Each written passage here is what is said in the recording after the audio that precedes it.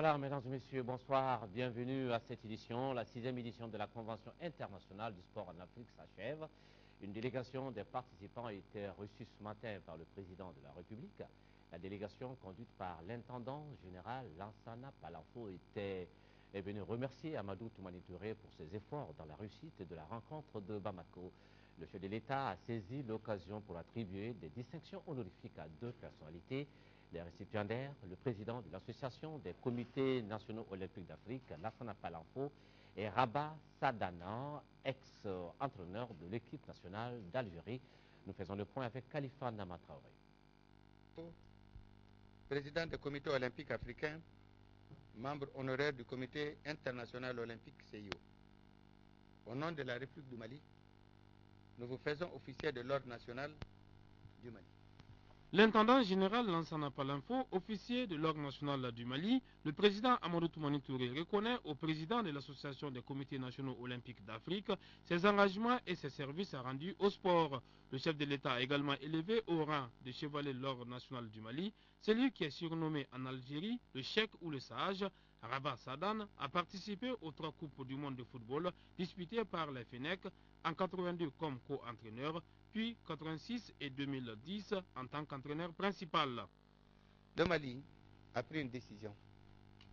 Pour ce qui concerne le CISA, nous avons décidé de récompenser un homme qui est né, un camarade d'armes aussi, je peux me permettre de dire, qui a consacré, je l'ai suivi, qui a consacré son temps, son énergie et surtout sa perspicacité, parce que c'est un homme particulièrement efficace dans le cadre de l'organisation, du soutien et dans le cadre de conduite du sport africain. Donc le Mali, par ma voix, a décidé d'élever au rang d'officier de l'Ordre national du Mali, une de nos distinctions supérieures, le général Palanfo. Nous avons voulu également saluer un autre grand homme, parce qu'il y en a tellement, c'est Rabat. Nous avons décidé également pour lui également ce qu'il a été, tout ce qu'il a fait. Et il nous a fait rêver, il faut quand même le dire. Nous avons tenu à l'élever aussi à chevalier de l'Ordre national du Mali. Et nous sommes reconnaissants pour tout ce qu'il a fait pour le sport africain, pour le sport algérien et le sport dans le monde aussi. Ému par la grande marque de considération de la part du Mali, le général ivoirien Lansana Palanfo reste admiratif des multiples réalisations d'infrastructures sportives et l'apport des autorités maliennes à la réussite des événements et grands rendez-vous du sport. Cette haute distinction que vous me faites l'honneur de me mettre aujourd'hui, permettez-moi, Excellence, de ressentir comme une reconnaissance à un travail au service de l'olympisme, au sport et de l'intérêt général, bref, en reconnaissance de mon engagement associatif. Permettez-moi, au nom du mouvement olympique sportif africain, de vous féliciter pour l'assistance multiforme que vous n'avez cessé d'apporter au sport malien tout le long de vos mandats respectifs à la tête de l'État malien. Sur votre leadership, le Mali, en résumé, est devenu une plaque tournante des rencontres sportives. Ces événements ont été accompagnés par une politique de construction d'infrastructures sportives de proximité. Un bilan, en somme toute, très élégant, qui fait la fierté non seulement de la jeunesse malienne, mais de la jeunesse africaine tout entière. Pour le président Amadou Toumani Touré, la tenue de la 6e Convention internationale du sport en Afrique à Bamako exprime tout le soutien des comités olympiques d'Afrique au Mali avec la crise au nord du pays. Le directeur exécutif adjoint du programme alimentaire mondial vient de séjourner à Gao. Ramiro Lopez da Silva n'était pas venu seul. Il était accompagné d'une dizaine de représentants du système des Nations Unies et de responsables de certains partenaires du Mali comme le Canada, le Danemark, la France et l'USAID. Sur place, la délégation a pu voir et analyser la situation des populations déplacées, victimes des attaques perpétrées dans le Nord. Et après le constat, il s'agit maintenant de trouver des solutions idoines et rapide. Drissa Konaté, correspondance. Toute une journée a été mise à profit par Ramiro Lopez da Silva et sa délégation pour s'imprégner de la situation créée par les attaques. Les toutes premières informations ont été données par le général Mamadou Adama Diallo, gouverneur de la région, lors d'un entretien. Les attaques ont réellement provoqué de nombreux déplacés. À celle-ci s'ajoute la mauvaise campagne agricole 2011. À ce jour, nos autorités ont enregistré une liste non exhaustive de plus de 2338 familles, soit environ 18 704 personnes déplacées internes. C'est pour constater des visu que la délégation a rendu visite aux élèves et enseignants venus de Ménaka avant de se rendre dans quelques familles de cantonnement des personnes déplacées à travers la ville de Gao. Ramiro Lopez da Silva et sa délégation ont eu quelques échanges avec ces victimes. Ils ont également écouté les notables et les chefs de quartier dont les efforts ont permis d'héberger des déplacés. L'objectif recherché était la prise en charge rapide des victimes. Pour répondre à la situation de sécurité alimentaire, on va essayer de commencer à donner d'assistance à les personnes qui se sont déplacées et en même temps continuer à travailler avec le gouvernement et les partenaires pour trouver un programme plus complet. Mais la situation, c'est une situation vraiment difficile et on doit démarrer l'assistance. Cette visite démontre la volonté des autorités maliennes et leurs partenaires à accompagner les personnes déplacées externes et internes. Le ministre des Affaires étrangères a reçu à deux reprises, les PTF, les partenaires techniques et financiers, pour leur exposer la préoccupation du gouvernement du Mali et les appeler à nous appuyer, à nous assister pour cette situation que nous connaissons aujourd'hui. Sécurité alimentaire oblige, la délégation a visité les magasins de PAM. À l'aéroport, certains élèves bénéficiaires de 236 cantines scolaires financées par PAM dans la région étaient présents.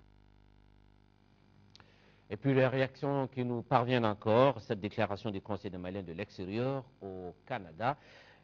C'est avec une grande tristesse que le Conseil des Maliens de l'extérieur au Canada a appris les pertes en vie humaine suite aux récents événements survenus dans le nord Mali et ailleurs dans le pays, aux familles déplorées. Le Conseil des Maliens de l'extérieur au Canada présente ses sincères condoléances et souhaite prompt rétablissement aux blessés. Le Conseil des Maliens de l'extérieur au Canada réitère son soutien total et toute sa reconnaissance tant aux autorités maliennes qu'à l'armée dans sa difficile mission de défense de l'intégrité du territoire national, de garantie de la souveraineté du pays et d'assurance de la sécurité et des populations maliennes. Et puis cette déclaration dite de Ségou et qui émane des représentants des 23 structures de la société civile venues des 4 coins du Mali pour initier du 23 au 24 février dernier un processus de développement d'expertise en gestion non-violence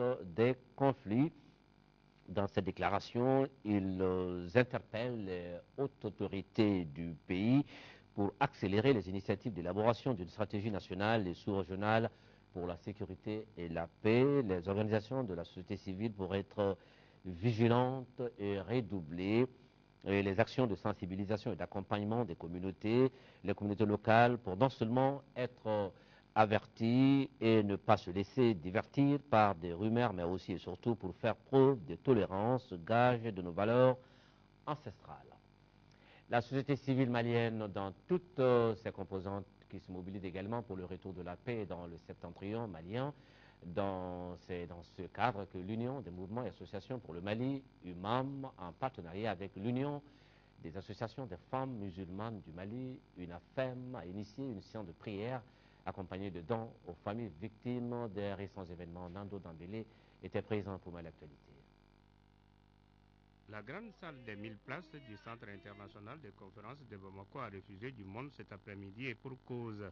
Les femmes musulmanes étaient venues massivement répondre à l'appel des responsables de l'Union des mouvements et associations pour le Mali. Il s'agit pour nous, femmes de l'UMAM, citoyennes du Mali, épouses et mères, éprises de paix dans un Mali prospère et uni, d'unir nos vœux et nos esprits, nos cœurs, pour formuler des vœux de retour à la paix, gage de tout développement et surtout de prier pour le repos de l'âme des soldats tombés sur les champs de l'honneur. La mobilisation était à la hauteur de l'événement, une mobilisation saluée par les initiateurs. Prier la paix, c'est célébrer la paix. Célébrer la paix, c'est célébrer la vie. Si la vie est le bien suprême de l'homme, la paix qui conditionne cette vie, sinon qui conditionne la vie de tous les hommes sur cette terre, doit être défendue avec courage, résolution et surtout avec constance.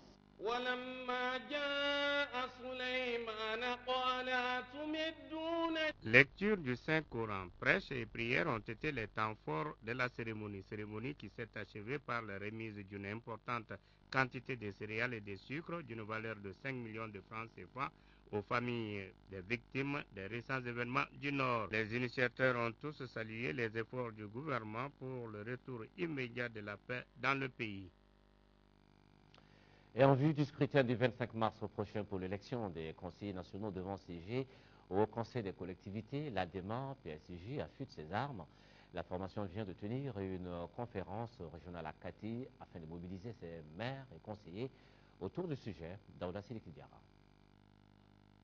Pour les élections des conseillers nationaux du 25 mars devront saisir au Haut Conseil des collectivités, les élus locaux de l'ADEMA PSIJ de la région de Koulikoro serrent les rangs. Pour ce faire, il a lieu de conjuguer les efforts.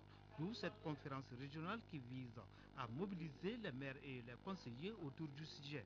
C'est presque une conférence régionale de l'ADEMA qui sont venus depuis Banamba, Kolokani, Guila, etc. Nous sommes concertés en vue de l'élection des conseillers nationaux. C'est un test pour l'ADEMA. Une manière pour le parti de l'ABAY de mesurer sa force dans la région de Koulikoro avant l'élection présidentielle d'avril prochain. Mais les partis n'écartent pas des alliances avec d'autres partis amis. Mais nous ne négligeons pas les alliances, nous sommes très ouverts. Tout en prônant la cohésion sociale autour du parti, les cadres de l'ADEMA se disent prêts à accompagner les 8 candidats au poste de conseillers nationaux. Il est à rappeler que Kati représente 6% de l'électorat national. L'Alliance des nationalistes convaincus pour le développement du Mali, ANC, a tenu ici à Bamako son premier congrès statutaire. Et il était inscrit à l'ordre du jour de la rencontre, la relecture des textes fondamentaux de cette association politique, le renouvellement du bureau national et les préparatifs des prochaines échéances électorales. Un reportage de Diemba Moussa Konaté.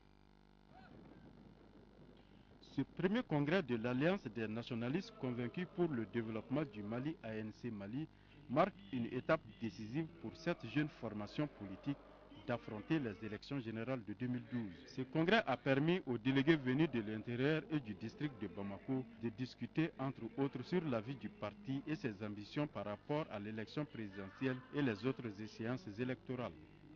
Pour ce qui concerne la magistrature suprême de notre pays, l'ANC Mali soutient sans faille la candidature de Jamil Pitar. Par ailleurs, l'ANC Mali veut contribuer à renforcer le pluralisme politique et la démocratie au Mali. Le parti souhaite des élections libres, paisibles, transparentes et crédibles dans notre pays. Les congressistes ont aussi planché sur l'actualité brûlante au Mali, notamment la crise au nord. Ils ont également élaboré un document sur la gestion et la crise alimentaire ainsi que l'école malienne. Sur ce dernier point, le premier responsable de l'ANC a salué la réforme de 1962. À la fin des travaux du congrès, Alassane Dambélé a été reconduit à la tête du parti pour un nouveau mandat de 5 ans. Pour mémoire, l'ANC Mali a été créé le 22 septembre 2010. Le ministre des Relations avec les institutions poursuit ses contacts avec les acteurs de la société civile. Ce matin, le docteur Abdoulaye Sall a rencontré à Ségou les leaders traditionnels. Le sujet du jour, une séance d'information sur les institutions de la République et les élections générales 2012 honoré Tchino. Au cours de ces assises, le ministère des Relations avec les institutions, dans le souci de consolider le processus de la démocratie et de la démocratisation, voulait donner un rôle et une place aux autorités traditionnelles en vue de partager les connaissances des institutions, le référendum et les élections générales de 2012. Qui mieux qu'eux donc pour informer, sensibiliser, éveiller, réveiller, mobiliser et redynamiser la fibre citoyenne pour une participation massive et utile aux futures élections référendaires, législatives et présidentielles. La société évoluant, les textes évoluent, dit-on. C'est pourquoi ces assises constituent une véritable opportunité historique pour la population de Ségou, voire le Mali tout entier. Notre démocratie a 20 ans. Un enfant de 20 ans et un enfant d'1 an n'ont pas les mêmes caractéristiques. Donc notre démocratie a évolué et il y a la nécessité de l'adapter aujourd'hui aux enjeux, aux défis du 3e millénaire.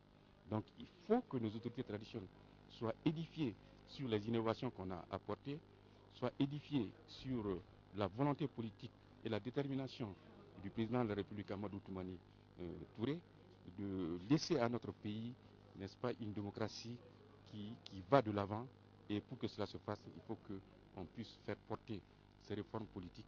Le maire de la commune urbaine de Ségou, le président de l'Assemblée régionale de Ségou, avait auparavant salué la pertinence de ces assises. Et nous restons à Ségou, cette fois-ci avec le ministre de l'Emploi et de la Formation professionnelle, qui rencontrait en fin de semaine les ONG partenaires de la région de Ségou et du cercle de Yorosso dans la région de Sikasso. Les échanges ont porté sur le comment réduire la pauvreté dans ces localités à travers l'insertion socio-professionnelle des jeunes et des femmes. Un reportage de Fousséni Diarra.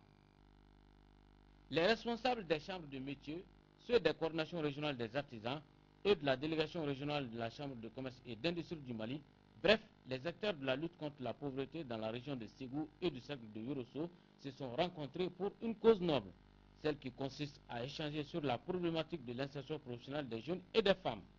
Pour atteindre cet objectif, la formation professionnelle et le développement de la petite entreprise s'avèrent nécessaires. C'est de parvenir aujourd'hui à un chronogramme d'activité permettant dans les mois à venir de pouvoir préciser tout ce que nous aurons à faire en termes de formation et en termes d'insertion. En termes de formation, c'est l'identification des filières. En termes d'insertion, c'est de mettre en place le dispositif pour permettre aux jeunes là de s'insérer. Parmi ces dispositifs, il y a le financement de projets, il y a l'accompagnement, entre autres. Cette initiative du ministère de l'Emploi et de la Formation professionnelle est soutenue par la coopération luxembourgeoise à travers le programme de Luxe Développement. Le ministre de la Communication, porte-parole du gouvernement, rappelle aux confrères et consorts devant participer à l'atelier de formation de la presse écrite sur la couverture des élections que la cérémonie d'ouverture est prévue demain, lundi 5 mars, à 9h à l'ANCD ex-CESPA. Le réseau des journalistes panafricains a tenu du 23 au 24 février dernier ses premières assises. C'était au Congo-Brazzaville et c'était autour du thème « Rôle des médias dans la gouvernance démocratique en Afrique ». Une trentaine de journalistes venus d'Afrique de l'Ouest et du Centre ont pris part à cette rencontre. Notre envoyé spécial à Fatoumata Kone. Le rôle des médias dans la gouvernance démocratique en Afrique était le menu principal des premières assises du réseau des journalistes panafricains. La rencontre de Brazzaville aura permis aux journalistes d'échanger les expériences vécues dans leurs pays respectifs en matière de gouvernance démocratique. Lors des journées scientifiques, les débats étaient surtout centrés sur les relations presse publique et pouvoir, la diversité des médias en Afrique, la révolution des réseaux sociaux, les obstacles à la liberté de la presse, entre autres. Ce genre de rencontre doit retrouver un écho favorable auprès de nos institutions, de nos États, pour que les problèmes africains soient débattus en Afrique et par les Africains. Parce que les journalistes sont un relais important pour le développement de nos sociétés. Selon le président du réseau des journalistes panafricains, Adrien Wahi, le rôle des médias dans la société actuelle est incontournable et les journalistes doivent être équitables dans le traitement de l'information, a-t-il ajouté. Après les journées scientifiques, les journalistes venus d'une trentaine de pays africains ont pris part à la soirée gala des Oscars de la presse congolaise, parrainée par la délégation des grands travaux. Au cours de cette soirée gala, une vingtaine de prix ont été décernés aux journalistes de la presse privée et publique. Un prix spécial a été remis au président de la République du Congo. Cela suite à son implication pour la promotion de la liberté de la presse dans son pays. Le syndicat national des commerçants détaillants du Mali, SINACO-DEM, a tenu aujourd'hui à Bamako ici son troisième conseil national. Il a été demandé aux militants de s'intéresser davantage à leur syndicat afin de le rendre plus efficace, plus performant et plus apte à défendre leurs intérêts auprès des autorités du pays. Amadou Ouattara. Donner plus de possibilités d'expression et de visibilité aux affaires des commerçants détaillants du Mali, telle est la vision de ce 3e Conseil national. Un conseil au cours duquel les délégués venus des 8 régions du pays ont échangé sur plusieurs thèmes concernant la vie de la nation. Nous sommes arrivés à mettre le bureau dans toutes les 8 régions et dans le cercle du Mali. Le statut veut dire que chaque 2 ans, il faut appeler tous ceux-ci à venir faire une journée d'échange pour chercher la solution de ces problèmes. De sa création en mai 2005 à nos jours, le SYNACODEM a fait ses preuves pour améliorer les conditions des commerçants détaillants. La reconnaissance à sa juste valeur de la place du commerçant détaillant dans le tissu économique du pays. La mise à la disposition des usagers du grand marché de la clinique des commerçants détaillants en partenariat avec NCA Vie Mali, 6 à l'immeuble Béli Koulibaly. La participation active aux journées de grève initiées par le collectif des marchés en collaboration avec les syndicats de chauffeurs des transports urbains et interurbains. La mise à la disposition des commerçants détaillants d'une caisse de crédit au grand marché 6 à l'immeuble Béli Koulibaly. Pour couronner ces efforts de succès et préserver les acquis, il faut plus de cohésion sociale et de solidarité. Des efforts sont en train d'être faits pour améliorer les conditions de travail des commerçants détaillants. Aussi, le seul combat qui vaille aujourd'hui reste l'instauration de la concurrence saine et loyale entre nos opérateurs économiques pour relever le défi de la compétitivité sur le plan régional et national, et aussi un transfert fiscal efficace et efficient dans lequel nous compterons moins d'informels. Le Conseil national qui se tient tous les 2 ans est à sa 3e édition. Il est le trait d'union entre 2 congrès statutaires. Et puis cette rencontre économique et commerciale à Bamako, la 6e foire exposition vente syrienne, qui a ouvert ses portes aujourd'hui sur la place du Cinquantenaire. Le rendez-vous qui va se poursuivre jusqu'au 21 mars prochain met à la disposition du public des produits made in Syrie. On y trouve du mobilier de bureau, de maison, des articles de ménage pour la décoration, etc. Et Diamba Moussa à Konaté. Ils sont là, les Syriens, pour l'exposition de leurs produits du 4 au 21 mars prochain. Cette foire syrienne, qui en est à sa 6e édition au Mali, est un facteur d'intégration sous-régionale entre opérateurs économiques syriens et maliens. La foire syrienne est également un secteur pourvoyeur d'emplois. La foire, c'est un tremplin pour ces Syriens, pour découvrir les opportunités d'investissement au Mali. À l'occasion de cette 6e édition, nous avons présenté les produits des entreprises qui ont été montées et puis financées par les 2 parties et qui sont en activité déjà. Donc ces entreprises, ce sont une fonderie particulièrement, des entreprises de forage, des entreprises de services, une entreprise dans le domaine de la plomberie. Les services offerts par les Syriens à la clientèle malienne sont entre autres les chaussures, les jouets, les draps, les réfrigérateurs, les produits cosmétiques et bien d'autres. Après la visite des stands par le président de la Chambre de commerce et d'industrie du Mali, Jamil Bitar s'est dit ému du savoir-faire des Syriens. J'ai pu aujourd'hui assurer l'ensemble des populations maliennes que du commerce classique aujourd'hui, nos amis syriens se retrouvent dans des industries au niveau du Mali, ce qui est quand même très réconfortant. Les Syriens participent également à la FEBAC, la FECAI et la rue marchande.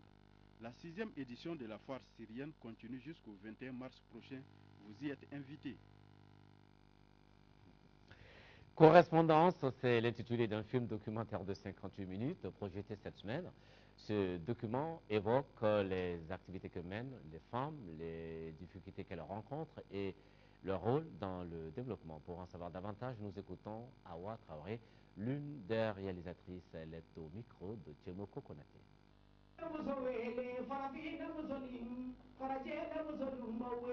C'est un film documentaire de 58 minutes qui donne la parole à des femmes sous le thème du travail. Même le fait de ne pas avoir du travail fait partie. Et aussi, c'est des femmes maliennes d'ici et des femmes maliennes de la diaspora qui vivent en Montreuil. Et ces femmes s'écrivent en fait. C'est un film sous forme de lettres filmées. Elles s'écrivent des lettres pour parler du travail. Et c'est un film passionnant que j'invite le grand public à venir voir ce film le jour du 8 mars au cinéma Babemba à 21h30. L'idée c'est quoi? C'est de faire déjà le point par rapport à tout ce travail de promotion et d'émancipation, de lutte féminine pour le droit des femmes au travail. Parce que si on revient un peu en arrière et si je ne me trompe pas, je crois que les premières revendications de l'émancipation de la femme, c'était vraiment libérer la femme pour qu'elle puisse elle aussi travailler. Donc on revient un peu à ça, des décennies de lutte. Aujourd'hui, où est-ce que nous en sommes? Le film fait aujourd'hui l'état de lieu de tout ce chemin-là. Je laisse le public venir voir le film et je crois que chacun jugera à sa manière. Les Toastmasters se font connaître de plus en plus au Mali. Ils étaient réunis la nuit dernière pour une soirée gala. Le but du club Toastmasters International est de développer chez ses membres les techniques de prise de parole en public ainsi que la formation au leadership. Ibrahim Traoré. Les Toastmasters du Mali et d'ailleurs se retrouvent pour promouvoir davantage leur association. Ce mouvement, pas très connu du public malien, existe dans le monde depuis 1924. Son objectif est d'aider ses membres à améliorer leurs compétences en matière de communication et de leadership par la prise de parole en public. La mission de Toastmasters International est aussi de nourrir la confiance en soi de ses membres et d'encourager leur progression. Le mouvement compte 13 000 clubs à travers le monde. 200 à 300 000 membres dans 113 pays. Il y a moins de 5 ans que le mouvement est arrivé au Mali. L'occasion est opportune pour les invités d'assister à une séance de démonstration du déroulement d'une réunion Toastmasters. Les membres se réunissent au moins 2 fois tous les mois pendant 1 ou 2 heures pour apprendre à pratiquer la prise de parole en public. La particularité est qu'il n'y a pas de formateur. Les membres s'évaluent et s'aident mutuellement à s'améliorer suivant une collaboration communautaire.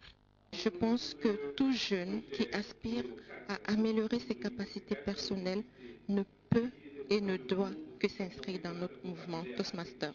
Ça forme, donc c'est des initiatives formatrices, c'est des initiatives qu'il faut encourager. Et encourager, ça rentre dans le cadre du développement de ce pays.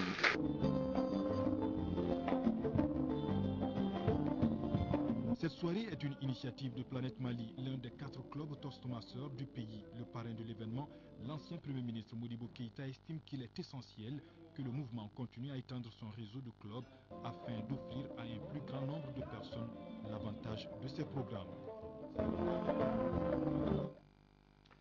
À partir de demain, lundi 5 mars, et c'est jusqu'au 14 mars prochain, Bamako abrite la 29e session ordinaire du comité interparlementaire de l'UEMOA. Participeront à cette session les députés membres du CIP du Bénin, du Burkina Faso, de Guinée-Bissau, du Mali, du Niger, du Sénégal et du Togo. Au cours des travaux de cette 29e session, le comité interparlementaire fera le bilan des activités qu'il a menées au cours de l'année 2011. En outre, le CIP entendra les rapports des missions d'observation des élections législatives en Côte d'Ivoire et présidentielles au Sénégal. Les travaux se dérouleront à l'hôtel Laïko Amitié qui aura lieu donc la cérémonie d'ouverture prévue pour demain lundi 5 mars 2012 à 17h.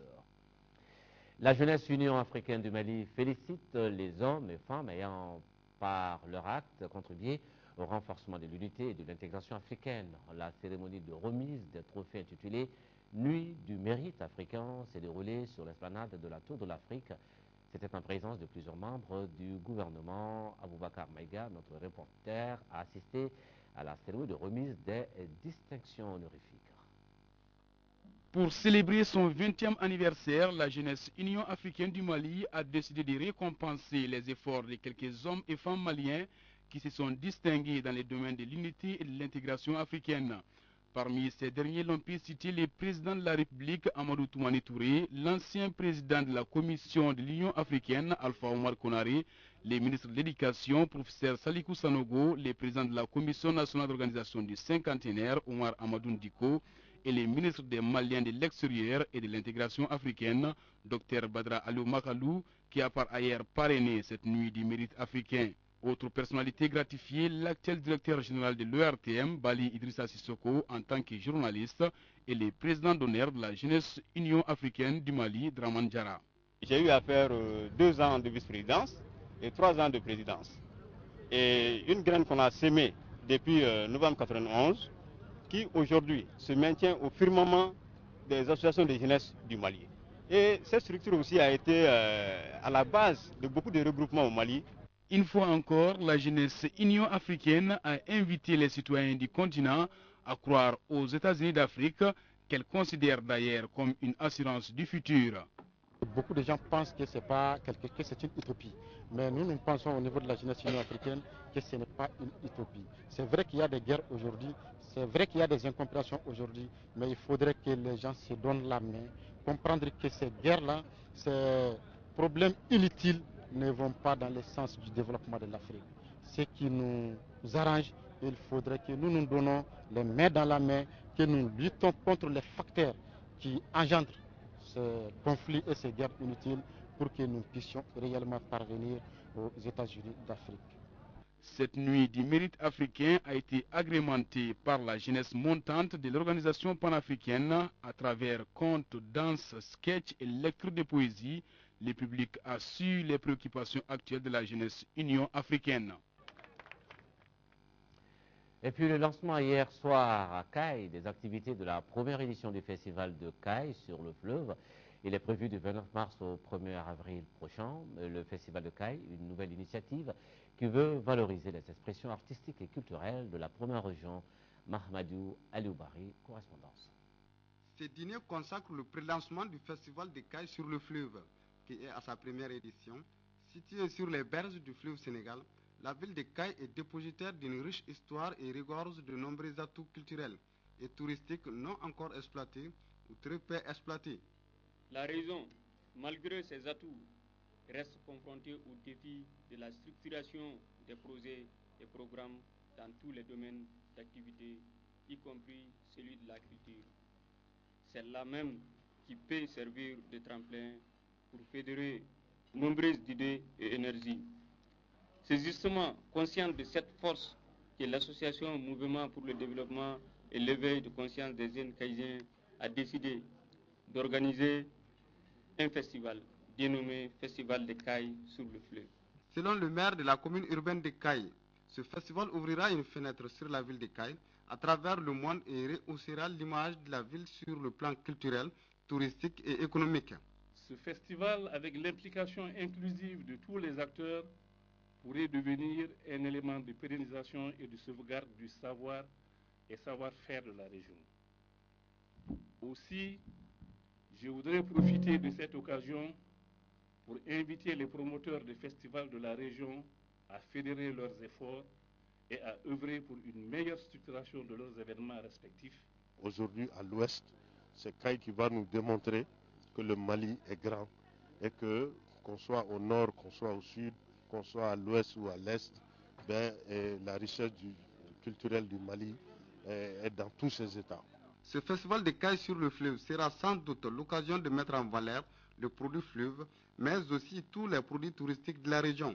Un rendez-vous est pris du 29 au 1er avril dans la cité des Rails. Les organisateurs veulent s'inspirer de l'expérience ségovienne, d'où la présence du directeur du festival sur le Niger, Mahmoud Dafé. Signalons que des prestations d'artistes ont rehaussé ce pré-lancement du festival de Caille sur le fleuve. Maintenant, le sport. Championnat national Ligue 1, 13e journée en foot. Les Rouges de Bamako ont dominé l'AS Bakary Djan de Baroli hier au stade Modibo Keïta. Score 3-1. La dernière rencontre a vu l'ASB et les 11 créateurs réaliser le nul, un partout. Le résumé de ces deux rencontres avec Diarra Konaté. En quête de victoire depuis 3 journées, le Djolba AC est obligé de faire le jeu contre l'AS Bakary Djan de Baroli. Une formation qui remonte en puissance, surtout avec la venue de Moussa Keïta Dougoutri aux commandes de l'équipe. Les Rouges de Bamako viendront à bout de l'AS Bakary Djan avec 3 réalisations. Les visiteurs sont les premiers à prendre les initiatives. Les Rouges de Remakono optent pour un jeu ouvert et engagé. À la 21e minute, Bouakar Bankroa conclut une combinaison offensive. 1-0. Les Djolvis doublent la mise suite à l'irrégularité commise sur l'auteur de but, Bouakar Bankroa. Sans peine, Arafan Sidibé exécute la sentence à la 38e minute. 2-0. Les Djolvis passent plusieurs fois à côté de l'aggravation du score avec des petits filets. Les joueurs de l'AS Bagradjan se battent pour réduire le score à la 60e minute par Ibrahim Traoré. Le Djoulouba AC tue le suspense grâce aux efforts de Issa Traoré, permettant à Bouakar Bankoua de signer son doublé. 3-1, c'est le score final.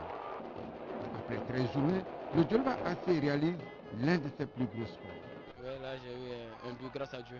Franchement, on voulait jouer sur l'offensive, quoi. Donc là, sortir par les côtés et faire des centres, et je pense que ça a payé aujourd'hui. On s'est retrouvé à 3 buts déjà, là c'est la première fois qu'on marque 3 buts. Quand le match a commencé, le Djoulouba est si bien rentré dans le match plus que nous.